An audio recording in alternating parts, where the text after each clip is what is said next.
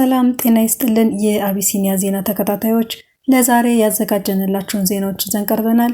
ቻናሉን ሰብስክራይብ በማድረግ እንድትከታተሉ ከወዲሁ እንጋብዛለን።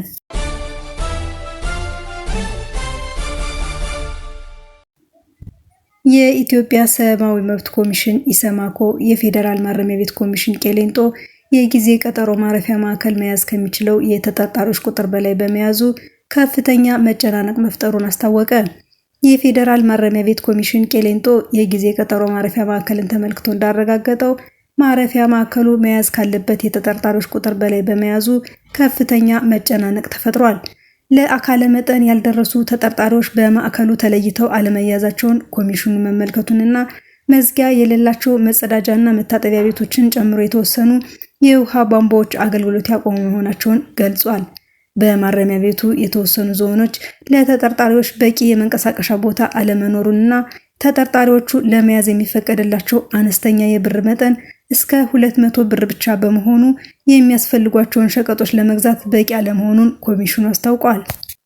ለአካለ መጠን ያልደረሱ ተጠርጣሪዎች በማዕከሉ ተለይተው አለመያዛቸውን ኮሚሽኑ መመልከቱንና መዝጊያ የሌላቸው መጸዳጃና መታጠቢያ ቤቶችን ጨምሮ የተወሰኑ የውሃ ቧንቧዎች አገልግሎት ያቆሙ መሆናቸውን ገልጿል። በማረሚያ ቤቱ የተወሰኑ ዞኖች ለተጠርጣሪዎች በቂ የመንቀሳቀሻ ቦታ አለመኖሩን፣ ተጠርጣሪዎች ለመያዝ የሚፈቀድላቸው አነስተኛ የብር መጠን እስከ 200 ብር ብቻ በመሆኑ የሚያስፈልጓቸውን ሸቀጦች ለመግዛት በቂ አለመሆኑን ኮሚሽኑ አስታውቋል። በተጨማሪም ተጠርጣሪዎቹ የሚፈልጓቸውን መጽሐፍት ለማስገባት መቸገራቸውንና ለአንድ ተጠርጣሪ የዕለት ቀለብ የተመደበው 35 ብር ምግብ ለማቅረብ በቂ አለመሆኑን ትኩረት የሚሻ መሆኑን ኢሰማኮ መገንዘብ መቻሉን ገልጿል። በማረፊያ ማዕከሉ አበረታች ሆነው ከታዩ ጉዳዮች መካከል ተጠርጣሪዎች በማዕከሉ ስለሚኖራቸው ቆይታ፣ ስለሚያገኟቸው አገልግሎቶች በቂ ማብራሪያ የሚሰጣቸው መሆኑ፣ መብቶችና ግዴታዎችን በጽሑፍ እንዲያገኙ መደረጉ፣ ከበጎ አድራጎት ድርጅቶች ጋር በመተባበር ነፃ የሕግ ድጋፍ አገልግሎት እንዲያገኙ መደረጉ ይገኝበታል ተብሏል። ለሃይማኖት ነፃነት ምቹ ሁኔታ መፈጠሩ፣ በማዕከሉ መሰረታዊ ፍጆታዎችን በግዥ ማግኘት የሚቻልበት አማራጭ መቅረቡና ለመጠጥና ንጽህና መጠበቂያ የሚሆን በቂ የውሃ አቅርቦት መኖሩን ኮሚሽኑ በመልካም ጎን መመልከቱን አስታውቋል። ኮሚሽኑ ጉብኝቱን ባደረገበት ወቅት ከማረፊያ ማዕከሉ የስራ ኃላፊዎች ጋር ውይይት ማድረጉን የገለጸ ሲሆን ኃላፊዎቹ በየጊዜ የሚያደርጉት ክትትሎች የተጠርጣሪዎችን የሰብአዊ መብት አያያዝ ለማሻሻል ጠቃሚ ግብዓት እንደሚሆናቸውና ተቋማቱ ተቀራርበው መስራት እንደሚኖርባቸው አሳስበዋል። በኮሚሽኑ የተጠርጣሪዎች መጨናነቅ መኖሩን በሚመለከት ኃላፊዎቹ ሲያስረዱ ችግሩን ለመቅረፍ ፍርድ የተሰጣቸውን ሰዎች ወደ ቃሊቲ ከፍተኛ ማረሚያ ተቋም ለማዛወር በማረሚያ ቤቱ የተወሰነ መሆኑን ገልጸዋል። የታራሚዎችን የዕለት በጀት ለማሻሻልም ከሚመለከታቸው የመንግስት አካላት ጋር በቅርበት እየሰሩ እንደሚገኙና ተጠርጣሪዎቹ በቆይታቸው ለመሰረታዊ ፍላጎት ተጨማሪ ገንዘብ ወጪ ሊያደርጉ የሚችሉበትን ስርዓት ለመፍጠር ከባንኮች ጋር እየተሰራ እንደሚገኝ ገልጸዋል። ኢሰማኮ ኮሚሽን ዋና ኮሚሽነር ብርሃኑ አዴሎ በበኩላቸው በቄሌንጦ የጊዜ ቀጠሮ ማረፊያ ማዕከል ያለውን መጨናነቁን ለመቀነስ ፍርድ የተሰጣቸውን ሰዎች በአፋጣኝ ወደ ቃሊቲ ከፍተኛ ጥበቃ ማረሚያ ቤት ለማዛወር የተላለፈው ውሳኔ በፍጥነት ተግባራዊ እንዲደረግ በማዕከሉ ለሚገኙ የጊዜ ቀጠሮ እስረኞች የተመደበው በጀት እንዲሻሻል የተጀመሩ ጥረቶች እንዲጠናከሩ ማሳሰባቸውን ተገልጿል። የአማራ መልሶ መቋቋምና ልማት ድርጅት አመልድ ኢትዮጵያ በአማራ ክልል አንዳንድ አካባቢዎች የሚደረገው የሰብአዊ ድጋፍ አሰጣጥ መርህን የሚጥስና የዜጎችን ሰብአዊ ክብር የሚያሳጡ ተግባራት እየተከናወኑ መሆኑን ገለጸ። የአማራ መልሶ መቋቋምና ልማት ድርጅት አመልድ የሰብአዊ ድጋፍ አሰጣጥ መርሆችን ስለማስከበር የቀረበ ጥሪ በሚል ታህሳስ 30 ቀን 2018 ዓ.ም ባስተላለፈው መልእክት በአማራ ክልል ያለው የሰብአዊ ድጋፍ አሰጣጥ ሂደት የሰብአዊ ድጋፍ መርህን ያልተከተለና የሰዎችን ሰብአዊ ክብር፣ እምነትና ሞራል ባልጠበቀ መልኩ እንደሚከናወን ማስተዋሉን ገልጿል። ድርጅቱ ለበጎ አድራጊ ድርጅቶች፣ ማህበራትና ለጋሽ አካላት ባስተላለፈው መልእክት ማንኛውም ድጋፍ ያለምንም ሃይማኖት፣ የፖለቲካ፣ የባህልና ዘር ተጽዕኖና አድልዎ ሊከናወን እንደሚገባ ዓለም አቀፍ የሰብአዊ ድጋፍ አሰጣጥ መርሆች እንደሚያዙ አስገንዝቧል። ምንም እንኳን በክልሉ እየተፈጸመ ነው ያለውን መርህ አልባ የሰብአዊ ድጋፍ አሰጣጥ የሚያከናውኑ ድርጅቶች፣ ተቋማት ወይም ግለሰቦች በግልጽ ባይጠቅስም በተባበሩት መንግስታት ድርጅት የጋራ ስምምነቶች ላይ በግልጽ እንደተቀመጠው ማንኛውም ግለሰብ የረጂውን አካል እምነት ወይም አስተሳሰብ እንዲቀበል ሳይገደድ የሰብአዊ ድጋፍ የማግኘት የማይገረሰስ መብት እንዳለው፣ ሆኖም በአንዳንድ የክልሉ አካባቢዎች ግን ይህን የሰብአዊ ድጋፍ አሰጣጥ መርህ የሚጥሱ ተግባራት እየታዩ እንደሚገኙ ገልጿል። የሰዎችን ሰብአዊ ክብር፣ እምነትና ሞራል ባልጠበቀ መልኩ ድጋፍን የእምነት ማራመጃና ማስፋፊያ መሳሪያ በማድረግ ተረጂዎችን ለተጽዕኖ የመዳረግ ሁኔታዎች ማስተዋላቸውን እጅግ አሳሳቢ ሆኗል የሚለው ድርጊቱ በሰብአዊ ድጋፍ ስራ የተሰማሩ ድርጅቶችን መልካም ስም ከማጉደፍ ባለፈ የተረጂዎችን ሞራልና ሰብአዊ ክብር እንደሚነካ አብራርቷል። ጉዳዩን በማስመልከት የኢትዮጵያ አደጋ ስጋት አመራር ኮሚሽን ህዝብ ግንኙነት ዳይሬክተር ዶክተር አለማየሁ ውጮቶ ኮሚሽኑ እስካሁን በክልሉ የሚደረገው የሰብአዊ ድጋፍ አሰጣጥ ዓለም አቀፍ ስምምነቶችንና ህግጋቶችን በሚጥስ መልኩ እየተከናወኑ ስለመሆናቸው በኮሚሽኑ በኩል መረጃ እንደሌለው ገልጸዋል። ሆኖም ኮሚሽኑ ይህ መረጃ በመውሰድ በቀጣይ ክትትል እንደሚያደርግና በክትትሉም ህግን መሰረት ያላደረጉ አሰራሮች መኖራቸውን ከተረጋገጠ እርምጃ እንደሚወስድ አስታውቋል። የሰብአዊ ድጋፍ ለሚያስፈልጋቸው ዜጎች የሚቀርበውን የሰብአዊ እርዳታ ግብረሰናይ ድርጅቶች በራሳቸው ገብተው የሚያቀርቡበትና የአደጋ ስጋት አመራር ኮሚሽን በራሱ የሚያደርገው ድጋፍ መኖሩን፣ ሆኖም ኮሚሽኑ የመንግስት ተቋም እንደመሆኑና ለዜጎች እኩል አገልግሎት መስጠት ቀዳሚ ኃላፊነቱ እንደመሆኑ ከሃይማኖት ጋር በተያያዘ የሚነሱ ቅሬታዎችን የሚያስነሱ ተግባራትን እንደማያደርግ ተናግረዋል። የኢትዮጵያ አደጋ ስጋት አመራር ኮሚሽን የሚያቀርበውን ድጋፍ ለክልል አደጋ ስጋት አመራር ኮሚሽን እንደሚያቀርብና ክልሎች ድጋፍ ለሚፈልጉ ዜጎች እንደሚያቀርቡ ገልጸው ችግሮች ሲፈጠሩ በክልሎች በሚቀርብ ጥያቄ መሰረት እንደሚሰሩ አስታውቀዋል። ጠቅላይ ሚኒስትር አብይ የቢሾፍቱ ዓለም አቀፍ አውሮፕላን ማረፊያ ግንባታ አስጀመሩ። ቅዳሜ ጥር 2 2018 ዓ.ም ከተለያዩ ከፍተኛ የመንግስት ባለስልጣናት ጋር በመሆን የመሰረት ድንጋይ ያስቀመጡት ጠቅላይ ሚኒስትር አብይ የተለያዩ አውሮፕላን ማረፊያዎችን የመገንባት ስትራቴጂ ኢትዮጵያን የወደፊቷ አፍሪካ ግንባር ቀደም የአየር ትራንስፖርት በር የማድረግ ዓላማን ያነገበ መሆኑን ተናግረዋል። ጠቅላይ ሚኒስትር አብይ በማህበራዊ ድረገጻቸው ላይ የግንባታውን መጀመር በማስመልከት ባሰፈሩት ጽሑፍ የቢሾፍቱ ዓለም አቀፍ አውሮፕላን ማረፊያ በአፍሪካ ታሪክ ትልቅ የአየር ትራንስፖርት መሰረተ ልማት ፕሮጀክት እንደሚሆን ጠቁመዋል። ከአዲስ አበባ 40 ኪሎ ሜትር ርቀት ላይ በምትገኘው ቢሾፍቱ የሚገነባው ይህ አውሮፕላን ማረፊያ የመጀመሪያው ምዕራፍ ግንባታ ሲጠናቀቅ በአመት 60 ሚሊዮን ተጓዦችን የሚያስተናግድ እንደሚሆን ተገልጿል። ግንባታው ሲጠናቀቅም አፍሪካን ከዓለም ቀዳሚ የአየር ትራንስፖርት መናኸሪያዎች አንዷ ያደርጋታል ያሉት ጠቅላይ ሚኒስትሩ በአመት 110 ሚሊዮን መንገደኞችን የማስተናገድ አቅም ላይ እንደሚደርስ ተገልጿል። የአውሮፕላን ማረፊያው መሰረተ ድንጋይ ሲጣል ከጠቅላይ ሚኒስትሩ ጋር ምክትል ጠቅላይ ሚኒስትር ተመስገን ጥሩነህ፣ የህዝብ ተወካዮች ምክር ቤት አፈ ጉባኤ ታገሰ ጫፎ፣ የፌዴሬሽን ምክር ቤት አፈ ጉባኤ አገኘው ተሻገር፣ የኢትዮጵያ አየር መንገድ ስራ አስፈጻሚ መስፍን ጣሰው፣ የብልጽግና ፓርቲ ምክትል ፕሬዝዳንት አደም ፋራህና ሌሎችም ከፍተኛ የመንግስት ባለስልጣናት ተገኝተዋል። በአሁኑ ሰዓት በአዲስ አበባ የሚገኘው ቦሌ ዓለም አቀፍ አውሮፕላን ማረፊያ 25 ሚሊዮን የሚጠጉ መንገደኞችን በአመት የማስተናገድ አቅም አለው። የቻይናው ውጭ ጉዳይ ሚኒስትር ታሪካዊ ይሆናል ተብሎ የተጠበቀውን የሶማሌ ጉብኝታቸውን አስተላልፈው ወደ ታንዛኒያ አመሩ። ውጭ ጉዳይ ሚኒስትር ሞቃዲሾ ጉብኝታቸውን ለሌላ ጊዜ ስላስተላለፉበት ምክንያት የተባለ ነገር የለም። የአውሮፓውያኑ 2026 የመጀመሪያ ጉብኝታቸውን በአፍሪካ ያደረጉት የቻይና የውጭ ጉዳይ ሚኒስትር ዋንግዩ በኢትዮጵያ ለ2 ቀናት ይፋዊ ጉብኝት አድርገው ከጠቅላይ ሚኒስትር አብይ አህመድ እና ከውጭ ጉዳይ ሚኒስትር ጌዲዮን ጢሞቴዎስ ጋር ተገናኝተው ተወያይተዋል። ውጭ ጉዳይ ሚኒስትሩ ቀጣይ መዳረሻቸው ሞቃዲሾ ይሆናል ተብሎ ተጠብቆ የነበረ ቢሆንም በይፋ ባልተገለጸ ምክንያት ለሌላ ጊዜ አስተላልፈውታል። በዋንግ ጉብኝት ለሌላ ጊዜ መተላለፉን ከመግለጽ ውጪ መቼ እንደሚሆን በይፋ የተባለ ነገር የለም። የዋንግዩ ጉብኝት እስራኤል ለሶማሊላንድ እውቅና በሰጠችበት ወቅት የሚደረግ በመሆኑ ለሞቃዲሾ በዲፕሎማሲው ረገድ ትልቅ አቅም ይፈጥራል ተብሎ ተገምቶ ነበር። ዋንግ በአዲስ አበባ በነበራቸው ቆይታ ከአፍሪካ ህብረት ጋር በመሆን እስራኤል ለሶማሊላንድ የሰጠችውን እውቅና ተችተዋል፣ መግለጫ ወጥተዋል።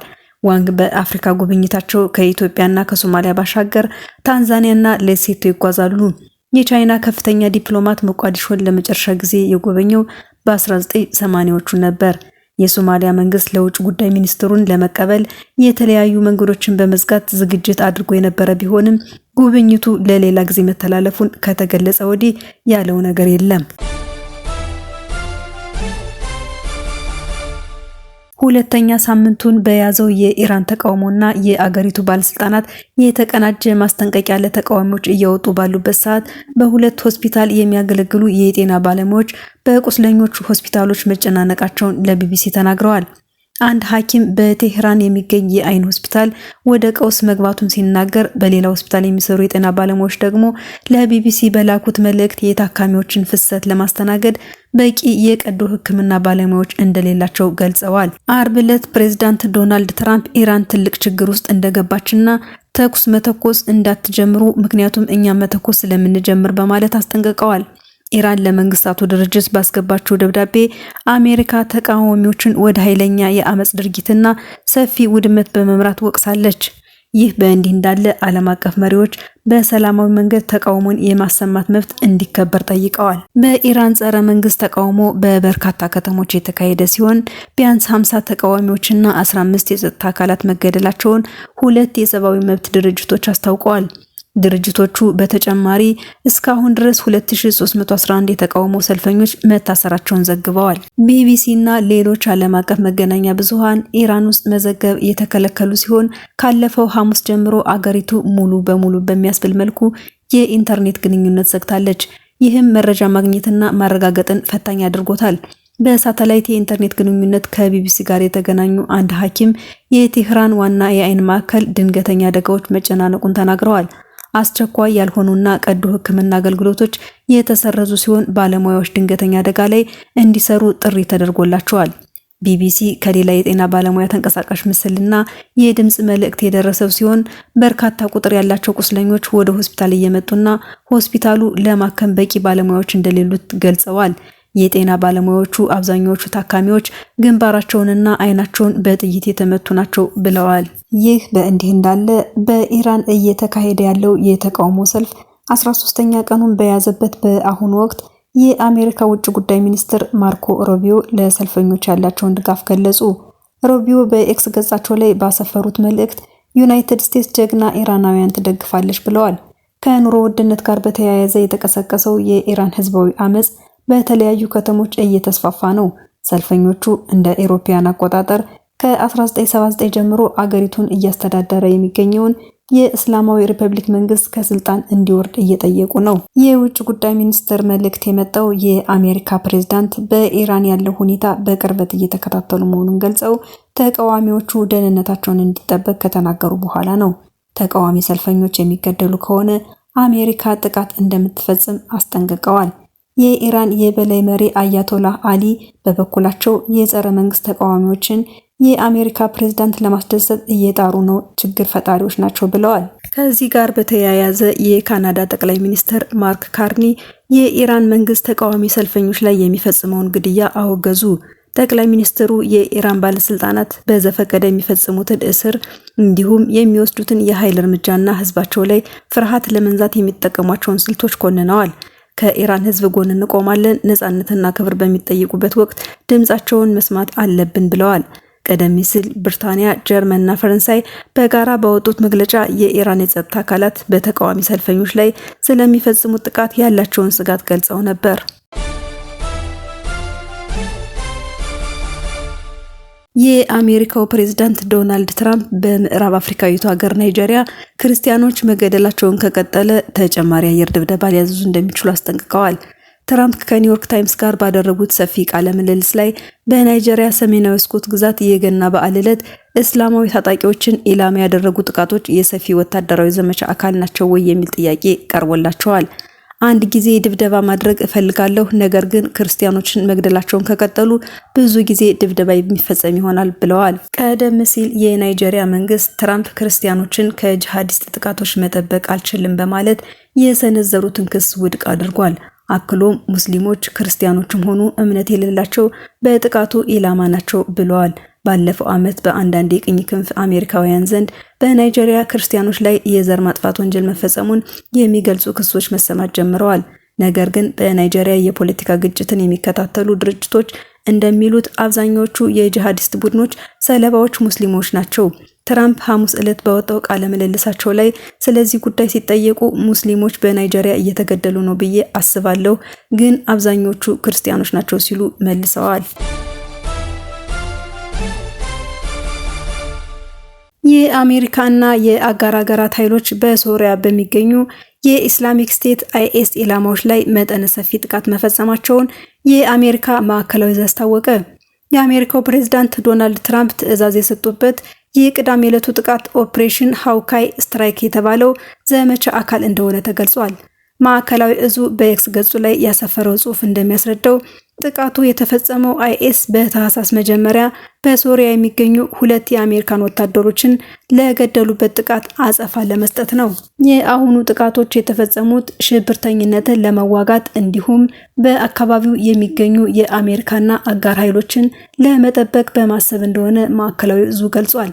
መልእክታችን አሁንም ጠንካራ ነው። ተዋጊዎቻችንን ከጎዳችሁ ምንም ያህል ፍትህ ለማምለጥ የትም ብትደበቁ እንኳን እናገኛችኋለን እናም እንገድላችኋለን ሲል ማዕከላዊ ዕዙ በኤክስ ገጹ ላይ ጽፏል። ከ20 በላይ ተዋጊ አውሮፕላኖች በተሳተፉበት በዚህ ዘመቻ ከ90 በላይ ትክክለኛ ኢላማዎችን የሚመቱ ተተኳሾች በ35 ኢላማዎች ላይ መተኮሳቸውን አንድ ባለስልጣን በአሜሪካ የቢቢሲ አጋር ለሆነው ሲቢኤስ ኒውስ ተናግረዋል። አሜሪካና አጋሮቿ እነዚህን ጥቃቶች የፈጸሙባቸው ትክክለኛ ስፍራዎችና ምን ያህል ጉዳት እንደደረሰ እስካሁን ግልጽ አይደለም። የአሜሪካ የመከላከያ ሚኒስትር ፒት ሄግሴት ቅዳሜ ዕለት ስለ ወታደራዊ እርምጃ በኤክስ ገጻቸው ላይ ባሰፈሩ ጽሑፍ መቼም አንረሳም፣ መቼም አንታክትም ብለዋል። የትራምፕ አስተዳደር ኦፕሬሽን ሃውኪ ስትራይክ የተባለውን ዘመቻ ለመጀመሪያ ጊዜ ይፋ ያደረገው ባለፈው ታህሳስ ላይ ነበር። ይህ ዘመቻ የተጀመረው የአይኤስ ታጣቂዎች መካከለኛ የሶሪያ ክፍል በምትገኘው ፓልሚራ ከተማ በፈጸሙት ድንገተኛ ጥቃት 2 የአሜሪካ ወታደሮችና 1 ሲቪል አስተርጓሚ መገደላቸውን ተከትሎ ነው። የመከላከያ ሚኒስትሩ ሄግሴት የዚህን ዘመቻ መጀመር ይፋ ባደረጉበት ወቅት ይህ የጦርነት ጅማሩ ሳይሆን የበቀል አዋጅ ነው ብለው ነበር። ማዕከላዊ ዕዝ መረጃ እንደሚያሳየው ከቅዳሜው ጥቃት በፊት የአሜሪካ ኃይሎች ታህሳስ 11 እስከ ታህሳስ 20 ባሉ ቀናት በፈጸሟቸው 11 ጥቃቶች 25 የሚጠጉ የአይኤስ አባላት ገድለዋል ወይም ማርከዋል። የዘመቻው የመጀመሪያ ተልዕኮ በተፈጸመበት ታህሳስ 10 2018 ዓ.ም በአይኤስ ቡድን ላይ ከፍተኛ ጥቃት የተፈጸመው በአሜሪካና በዮርዳኖስ ኃይሎች ነው። የሁለቱ አገራት ኃይሎች የጦር ጀቶችን፣ ጥቃት አድራሽ ሄሊኮፕተሮችንና መድፎችን በመጠቀም በመካከለኛው ሶሪያ በሚገኙ ከ70 በላይ የተለያዩ ኢላማዎች ላይ ጥቃት መፈጸማቸውን ማዕከላዊ ዕዙ ገልጿል። በመጀመሪያው ኦፕሬሽን ወቅት በሚታወቁ የአይኤስ መሰረተ ልማቶችና የጦር መሳሪያ ማከማቻዎች ላይ ከ100 በላይ ትክክለኛ ኢላማዎችን የሚመቱ ተተኳሾች ጥቅም ላይ እንደዋሉ ተነግረዋል። ባለፈው ዓመት ታህሳስ ላይ የፕሬዝዳንት በሽር አልአሳድ አገዛዝ መውደቅን ተከትሎ ለ13 ዓመታት አገሪቱን ያወደመውን የእርስ በርስ ጦርነት ቢቆምም ሶሪያ ደካማ ሀገር ሆና ቀጥላለች።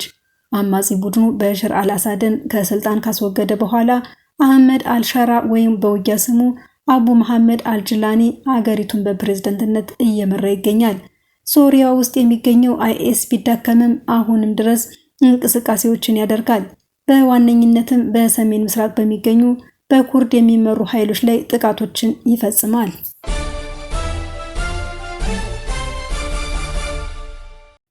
ለዛሬ ያዘጋጀንላችሁ ዜናዎች እነዚህ ነበሩ።